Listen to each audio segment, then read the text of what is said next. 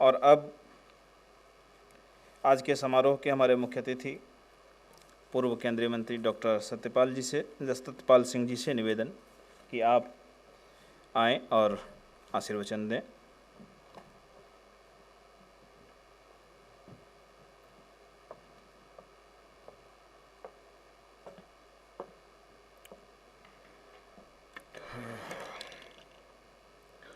सभी को नमस्ते। एक तो माइक इतनी लंबा है कि थोड़ा झुक के बोलना पड़ता है?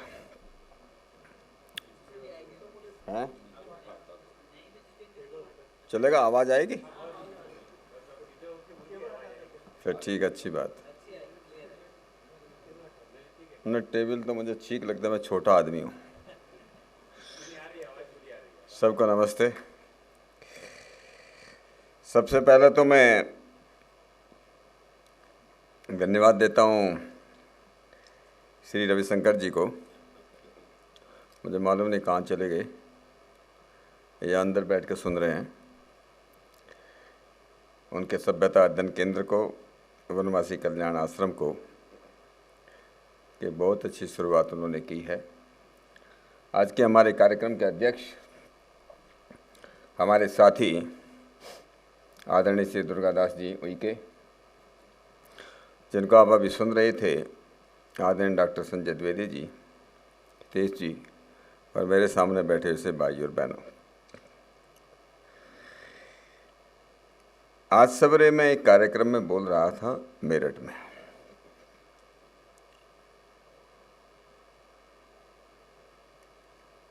एक अंतर्राष्ट्रीय सेमिनार था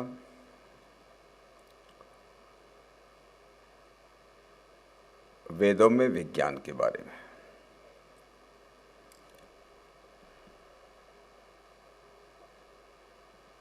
अभी संजय द्विवेदी जी ने तो बात कही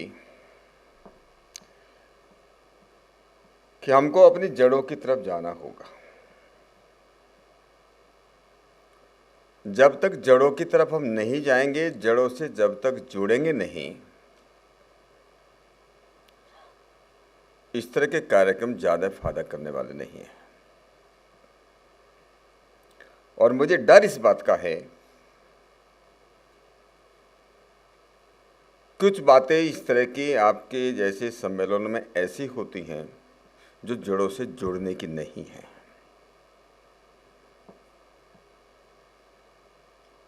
उदाहरण के लिए अभी बोल रहे थे कि अपना जो जनजातीय समुदाय है, देखिए मैं कोई तैयारी करके आया नहीं, न मैं को लेख लाया हूं, न को मैं प्रोफेसर हूं। जो मन में आएगा मैं बोलने वाला हूं। मैंने को पॉइंट लिखे भी नहीं है। मैंने वर्षों तक इस तथाकथित आदिवासी क्षेत्र में काम किया है। मेरा सौभाग्य है कि मैं भारतीय संस्कृति से जुड़ा हुआ हूं और भारतीय संस्कृति को अच्छी तरह समझता हूं। एक तो मैंने कहा कि ये कहना कि जनजातीय समुदाय प्रकृति पूजक है, ये जड़ नहीं है। ये सब लोगों को अपने मन से निकाल देना चाहिए। ये जड़ से हटने के बाद शुरू हुआ है। जब ज्ञान की कमी होगी, विज्ञान की कमी हो गई, अपनी संस्कृति से हम कट गए, तब ये प्रकृति पूजन शुरू हुआ। हम लोग एक प्रार्थना करते हैं, अस्तो मां सद्गम्य तमसो मां ज्योतिर्गम्य मृत्युर्मा अमृतम गम्य हुई थी। हे प्रभु, हमें असत्य से सत्य की तरफ लेकर चलो। ये असत्य क्या है और सत्य क्या है? इस विषय पर ज्यादा लंबा मैं नहीं बोलूंगा, क्योंकि मैं इसी पर लगभग 1 घंटा 2 घंटा बोलता हूं। असत्य से सत्य की तरफ चलें। मैं कहता हूं सत्य केवल 3 ही हैं। सत्य केवल 3 है और सब असत्य है। ईश्वर, जीव और प्रकृति केवल सत्य है। ईश्वर, जीव और प्रकृति केवल सत्य है। और जो कुछ दिखाई दे रहा है दुनिया के अंदर वो सब असत्य है। कहने के लिए दुनिया अनंत है, लाख करोड़ वर्षों तक चलती है, लेकिन ये भी सत्य नहीं है। हमारा शरीर भी सत्य नहीं है, ये बिल्डिंगें भी सत्य नहीं है। सत्य केवल तीन हैं, प्रकृति, ईश्वर और जीव। दूसरी लाइन, तमसो मा ज्योतिर्गम्य, हम अंधेरे से प्रकाश की तरफ चलें। ये अंधेरा कहां है? प्रकाश किसके पास है? प्रकाश उसके पास होता है जिसके पास ज्ञान है। प्रकाश वहां होता है जिसके पास ज्ञान है। ज्ञान वहां है जिसके पास चेतनता है। जिसके पास चेतनता है उसी के पास ज्ञान है। जिसके पास चेतनता उसी के पास प्रकाश है। इन तीनों में प्रकाश किसके पास है? जीव के पास चेतनता, उसके पास प्रकाश है। ईश्वर के पास चेतनता, सारी दुनिया के साथ चेतनता छाई हुई है, कॉन्शियसनेस है, उसके पास भी है। लेकिन प्रकृति में प्रकाश नहीं है, वहां अंधेरा है। अगर हम जड़ से जुड़ना चाहते हैं, हमको वैदिक संस्कृति से जुड़ना होगा, वेदों से जुड़ना होगा। वेद कहता है प्रकृति से परे चलो, प्रकृति से हट करके प्रकाश की तरफ चलो, जीव और ईश्वर की तरफ चलो। और अंतिम लाइन है, तमसो में ज्योतिर्गम्य, ओ तमसो मा ज्योतिर्गम्य मृत्योर्मा अमृतम गम्य, मृत्यु से अमृत की तरफ चलो। अब प्रकाश की तरफ चलेंगे, दो हैं, लेकिन अमृत किसके पास है? अमृत जीव के पास नहीं है, अमृत तो ईश्वर के पास है। जीव प्रकृति की तरफ नहीं, ईश्वर की तरफ चले। ये हमारी मूल वैदिक भावना है, ये हमारी जड़ है। अगर हमारी जनजातीय समाज, ये केवल जनजातीय समाज की बात नहीं है, ये किसी भी समाज के जो अपने को आज बहुत ज्यादा बड़े, अपने को पढ़े लिखे विद्वान कहते हैं, पढ़े लिखे प्रोफेसर कहते हैं, यूनिवर्सिटी के प्रोफेसर कहते हैं, उनको मैंने प्रकृति पूजन करते हुए देखा। करते हैं लोग। क्या मंदिरों में जाकर के पूजन करना ये प्रकृति पूजन नहीं है क्या? ये भी प्रकृति पूजन है, ये भी प्रकृति पूजन है। केवल इस बात पर जो हम लोग कहते हैं कि आदिवासी क्षेत्र के अंदर लोग जो हैं प्रकृति पूजन करते हैं, इसलिए वो हमसे अलग है। ये बहुत बड़ी साजिश थी इस देश के अंदर। अरे साजिश अंग्रेजों ने शुरू की, ये सब जानते हैं। और उसके पीछे दो ही कारण थे केवल, अपना शासन चलाना था। शासन चलाना है तो समाज को बांटना है, शासन चलाना है तो समाज को बांटना है। और नंबर 2, ईसाईकरण करना था। शासन करना है और धर्मांतरण करना है, ये दो मूल उद्देश्य थे। इसलिए 18वीं शताब्दी के अंत में, अगर मुझे डेट सही याद है, 1784 के आसपास, और उसके बाद में 1838 में 34 में अंग्रेजों ने इन तथा कथित आदिवासी एरियो के अंदर, एक तो उनको आदिवासी कहा। क्यों आदिवासी कहा? आदिवासी वो है और सब गैर आदिवासी है, और सब बाहर से आए। आप सब लोग बाहर से आए, इसलिए अंग्रेज लोग भी बाहर से आए, कोई फर्क नहीं है। और जो यहाँ के आदिवासी हैं वो तो जंगल में रहते हैं, उन्हें कुछ मालूम नहीं है, ये कहने का शुरुआत कर दिया। हमारा वेद तो कहते हैं ये ग्रामा यदरण्यम या सभाधिपद्याम, ये संग्रामा समितयो सुचारु वदिमत, ये वेदों में आता है। अभी डॉक्टर द्विवेदी जी बोल रहे थे कि पढ़ने के लिए लोग जंगलों में जाते थे। उपवरे गिरनाम संगमे जनदिनाम धिया विप्र हो जायत। देखिए आप लोग इस दिमाग को, इस मस्तिष्क को ज्यादा ब्लड, ज्यादा खून चाहिए, इसको ज्यादा ऑक्सीजन चाहिए। जहां ऑक्सीजन की कमी होगी दिमाग कम काम करता है, वहां दिमाग कम काम करता है। मैंने अभी 3 महीने पहले उत्तरकाशी, उत्तराखंड के अंदर उत्तरकाशी है गंगोत्री से पहले, अभी 3 महीने पहले मैंने एक वेद विद्यालय शुरू किया है। उसमें कुछ बच्चे गाजियाबाद से वहां उत्तरकाशी में गए। पहले गाजियाबाद में पढ़ते थे, अब जाके उत्तरकाशी में पढ़ते। मैंने उनसे पूछा कि क्या फर्क लगा। उन्होंने कहा जिस पाठ को कंठस्थ करने में, याद करने में हमको 4 घंटे गाजियाबाद में लगते थे, यहां हमको 1 घंटे में याद हो जाता है। कारण शांति है, कारण जंगल और पहाड़ हैं, ऑक्सीजन ज्यादा है। इसलिए हमारे गुरुकुल, हमारे विद्यालय, हमारे विश्वविद्यालय सब जंगलों के अंदर होते थे। हमारे ग्रंथों का नाम है वेद, ब्राह्मण, आरण्यक। वेद, ब्राह्मण, आजकल के ये हमको लोग पढ़ाते हैं यूनिवर्सिटी के अंदर, मुझे मालूम नहीं किसने पढ़ाया इनको, अंग्रेजों ने पढ़ाई बात करते हैं। 90% हमारे प्रोफेसर जो ये बातें पढ़ाते हैं उन्होंने खुद पढ़ा लिखा नहीं है। जो अंग्रेजों ने लिखा उसकी नकल उतार के पढ़ाते हैं। आई एम सॉरी अगर कोई यहां बैठा हो, मैं भी प्रोफेसर मानता हूं अपने को। यूनिवर्सिटी में पढ़ाता नहीं, यूनिवर्सिटी का चांसलर हूं मैं।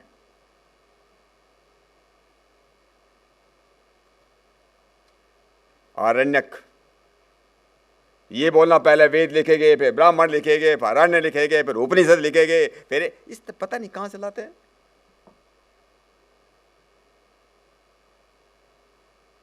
हमारे ज्यादातर ब्राह्मण, हमारे ज्यादा उपनिषद सारे जंगलों के अंदर लिखे गए,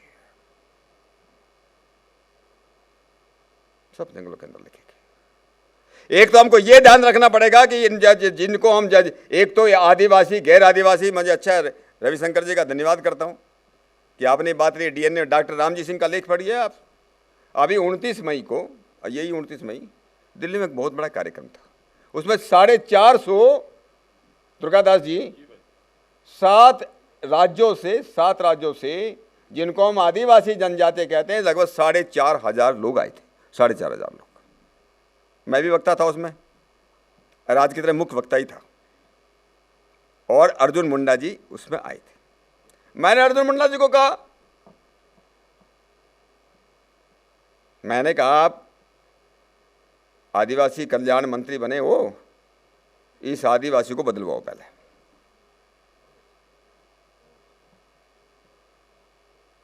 अब इस देश को अगर विश्व गुरु बनाना है तो ये खत्म करना पड़ेगा। अब मेरा तो मन कर रहा है, मैं माननीय प्रधानमंत्री को चिट्ठी लिखूं इस बारे में। मैंने उसको कहा, मैंने आप ही का काम है, ये आप ही का मंत्रालय है, मुझको मालूम नहीं कितना आगे करेंगे, लेकिन दुर्गादास जी, हम लोग अगर ये कहते हैं हम आदिवासी, दूसरे गैर आदिवासी, हम खुद फर्क डाल रहे हैं। अगर राष्ट्र की मुख्य धारा में आना है तो हम सब एक हैं। और डॉक्टर रामजी सिंह ने बात सिद्ध की है। डॉक्टर रामजी सिंह ने बात कही है, कश्मीर से लेकर के कन्याकुमारी तक, आसाम से लेकर के गुजरात तक, उसको आदिवासी कहो, उसको जाति की अलग अलग जातें बांटो, सबका डीएनए एक है।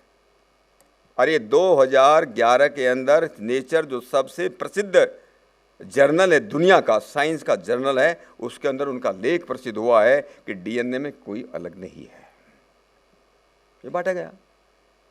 मानव की अलग अलग रेस हैं, वाह वाह, अलग अलग रेस बताई गई, अलग अलग जाति बताई गई, बांटने के सब शुरू किया गया। क्योंकि हम लोगों का ज्ञान से हम लोग दूर हटते चले गए। हम लोगों को जानबूझ करके इन तथाकथित आदिवासी समाज को जो है उसको इस तरह कर दिया गया कि वहां पर पास लेकर जाना पड़ेगा। इनर लाइन परमिट शुरू किए गए, अंग्रेजों ने इनर लाइन परमिट शुरू किया कि उन क्षेत्रों में जाने के लिए आपको परमिट देना पड़ेगा, पास लेना पड़ेगा। केवल एक लोगों को छोड़ करके, वो कौन थे? ईसाई मिशनरी। ईसाई मिशनरी को छोड़ करके सबको अंदर जाने के लिए पास लेना पड़ेगा, उनको जो किया गया। इसे धर्मांतरण शुरू किया गया, व्हाइट मैन्स बर्डन शुरू हुआ, लोग धीरे धीरे बदलने लगे। जब ज्ञान की कमी होती है तो आदमी बहक जाता है। और इसलिए हमको ये सिखाना पड़ेगा, इस देश की जड़ वेद है। इस देश की जड़ गीता नहीं है, इस देश की जड़ रामायण और महाभारत नहीं है। इस देश की जड़ों का, इस देश के धर्म का मूल अगर कुछ है तो वेद है, और वेदों से सबको जोड़ करके खड़ा करना होगा। अगर हम यहां जाए नहीं पहुंचते, हम केवल इसी प्रकृति पूजा इसी पे हम चलते रहेंगे, ये हम कभी भी इसको नहीं जोड़ पाएंगे। जोड़ पाएंगे तो सच पे ही जोड़ पाएंगे, सच्चाई पर जोड़ पाएंगे। एक तो हमको ये ठीक करने की जरूरत है। नंबर 2, हमारे सेमिनार, एक तो मैं ये निवेदन करूंगा,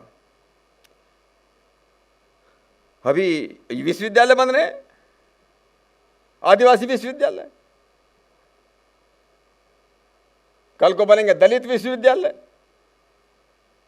दलित साहित्य, जनजातीय साहित्य।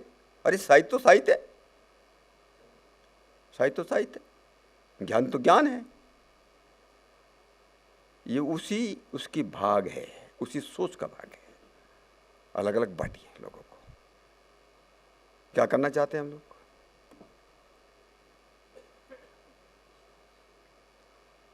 हम लोग अपने पूर्वजों की भाषा भूल गए। जो आदमी अपने माँ बाप की भाषा नहीं बोलता उसको आप क्या कहेंगे? जो अपनी मातृभाषा नहीं बोलता, विदेशी भाषा सीख के उसमें गर्व महसूस करता है, उसको क्या कहेंगे?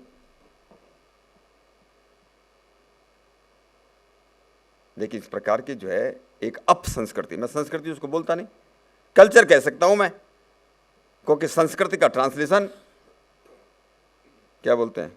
कल्चर नहीं है अंग्रेजी में। कल्चर हो सकती है, संस्कृति नहीं, अपसंस्कृति है ये।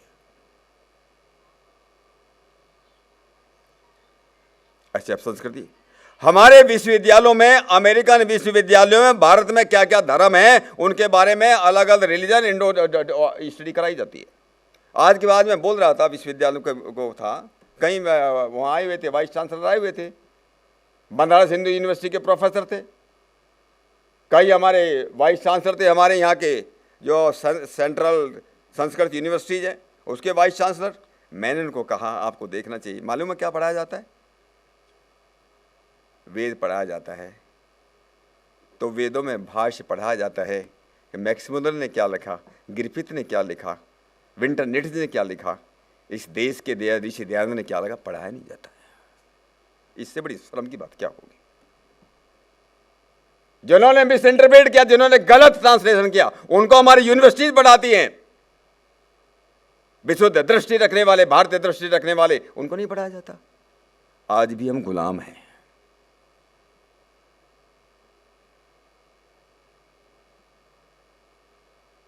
हमारे दर्शनों को, मैं अभी बोल रहा था, अभी पिछले हफ्ते मैं दिल्ली यूनिवर्सिटी में बोल रहा था, वाइस चांसलर साहब भी थे वहाँ, उनको भी कहा मैंने,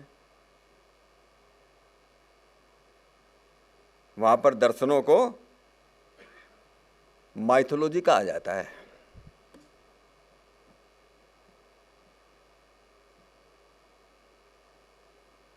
इसलिए सबसे पहले जो पढ़े लिखे लोग हैं उनको इकट्ठा करना पड़ेगा। यूनिवर्सिटीज के बीच में जाकर के ऐसी तरह के सेमिनार करने होंगे। बताइए ना, प्रमाण दीजिए ना। ये प्रकृति पूजन आए कहां से आया, कितने साल पहले आया? अरे 100 साल पहले आया, 200 साल पहले, 400 साल पहले, उससे पहले क्या था? क्या जंगलों में हमारे ऋषि नहीं थे क्या? सब जंगलों में रहते थे ज्यादातर।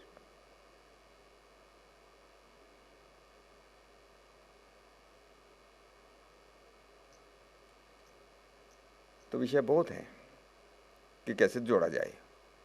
मैंने कहा सच्चाई पर ही लोग जुड़ सकते हैं, सच्चाई पर लोग आगे बढ़ सकते हैं।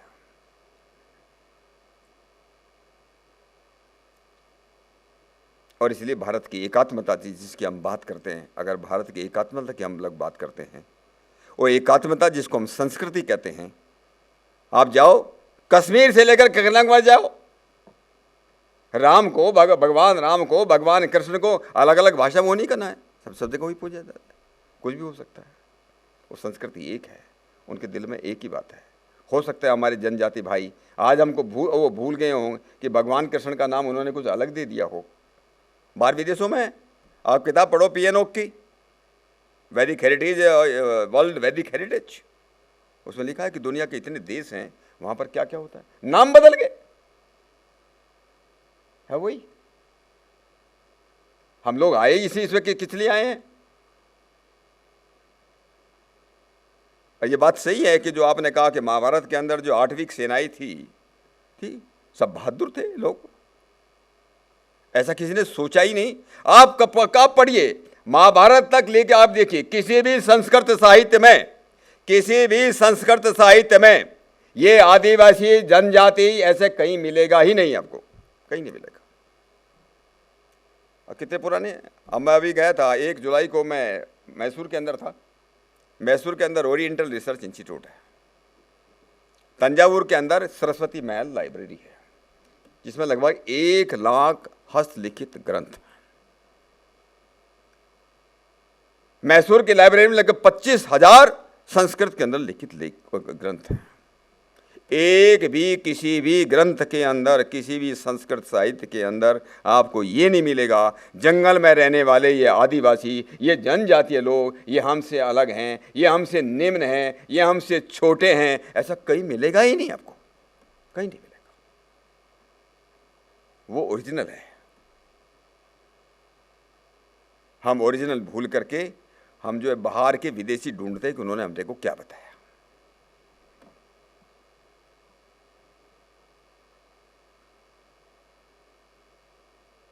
तो भारत की एकता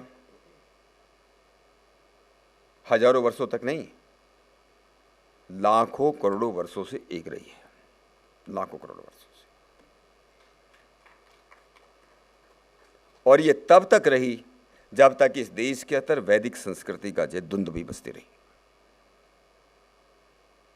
ये अलग अलग संप्रदाय नहीं थे, ये तथाकथित धर्म नहीं थे, नहीं थे। इन तथाकथित धर्मों का इतिहास देखिए, कब इनका उद्गम कब हुआ, चले कब हैं। अरे उससे पहले जाइए ना आप, उससे पहले क्या था। वो संस्कृति जो सारी दुनिया का कल्याण चाहती है, वो संस्कृति जो कहती है सर्वे भवन्तु सुखिनः सर्वे सन्तु निरामयः। हम लोग तो गायत्री मंत्र का जाप करते हैं, भगवान से प्रार्थना करते हैं, आप वैदिक प्रार्थना दीजिए। ये नहीं है था कि मुझे भगवान अच्छी बुद्धि दे, ऐसा नहीं है। हम सबको अच्छी बुद्धि दीजिए, ये हमारी प्रार्थना। सारी दुनिया का कल्याण हो, ये हमारे। मित्र से चक्षुषा सर्वाणि भूतानि समीक्षन्ताम, मित्र से चक्षुषा समीक्षामहि।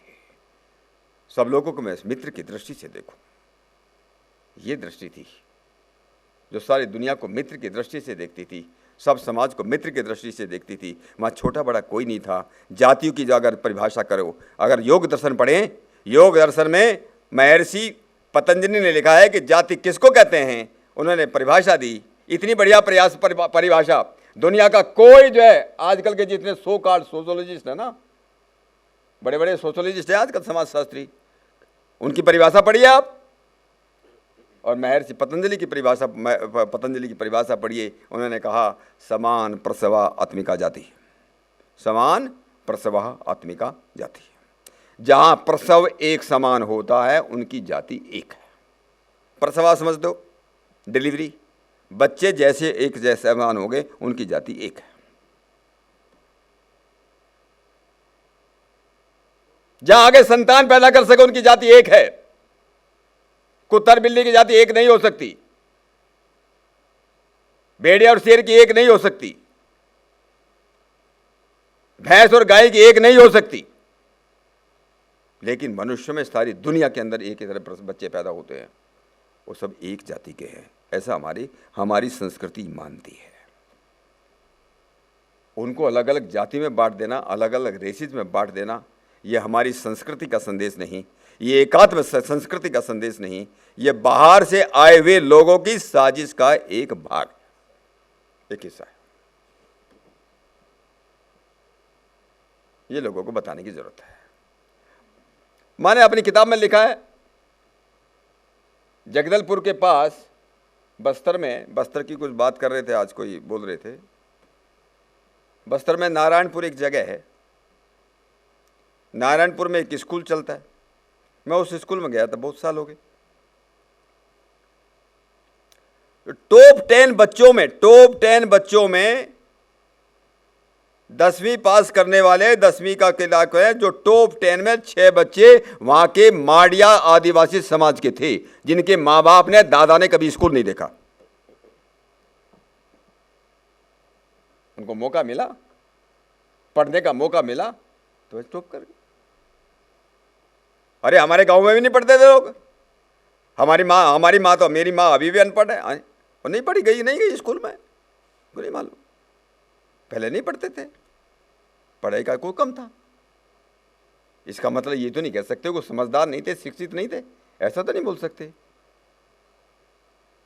उनका पढ़ाई का उनको मौका देंगे तो लोग बढ़ेंगे, आगे बढ़ेंगे। जरूरत है उन सबको जोड़ने की, जरूरत ये जोड़ने की हम सब एक हैं, हम सब अलग अलग नहीं हैं। मैं तो पता नहीं कब ये रविशंकर जी कब ये होगा, आंदोलन चलाया जाए, ये अभियान चलाया जाए, ये जनजातियाँ, ये आदिवासी, ये सब जो है ये सो कॉल तथाकथित आर्टिफिशियल जो क्लासिफिकेशन किया है ये सब बंद होना चाहिए। आदमी एक है, एक ही रहेगा।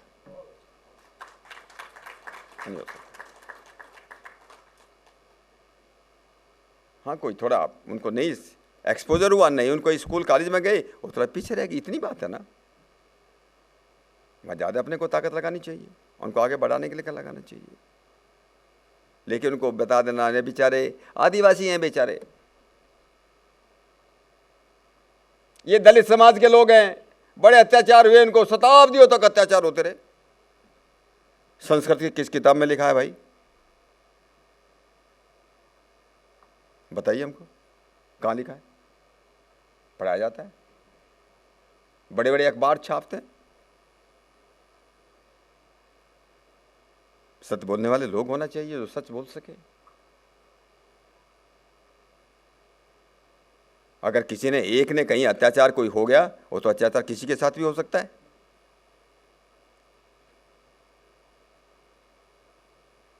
क्या उसके लिए अलग कानून बनाने की जरूरत है?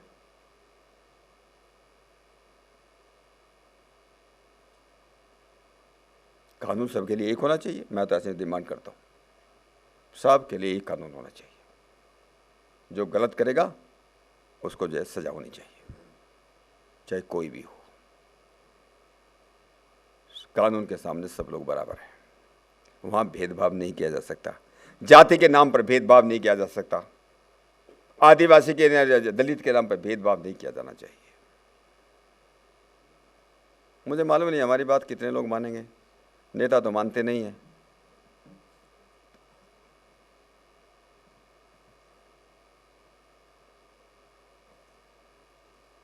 तो मैं ज़्यादा नहीं बोलता हुआ अपनी बात को यहीं पर विराम देता हूँ। श्री रविशंकर जी, आपके सभ्यता अध्ययन केंद्र को धन्यवाद देता हूँ। एक बहुत अच्छा विषय आपने आगे बढ़ाया, और इन बातों से कभी जो है परेशान हमको नहीं होना चाहिए कि सुनने वाले लोग कम हैं।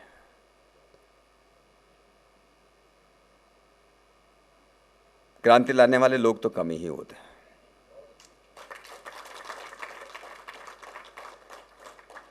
गंगोत्री से गंगा निकलती है, वो छोटी सी निकलती है, बढ़ते बढ़ते बहुत विशाल नदी तैयार हो जाती है। ये विचार प्रवाह है।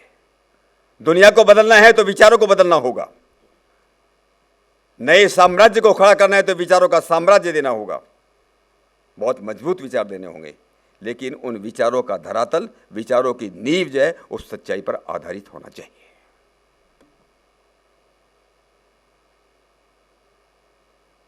तो आप सभी का मैं धन्यवाद करता हूँ, सबको सादर नमस्ते करता हूँ, अपनी बात को विराम देता हूँ। धन्यवाद आदरणीय डॉक्टर सत्यपाल सिंह जी।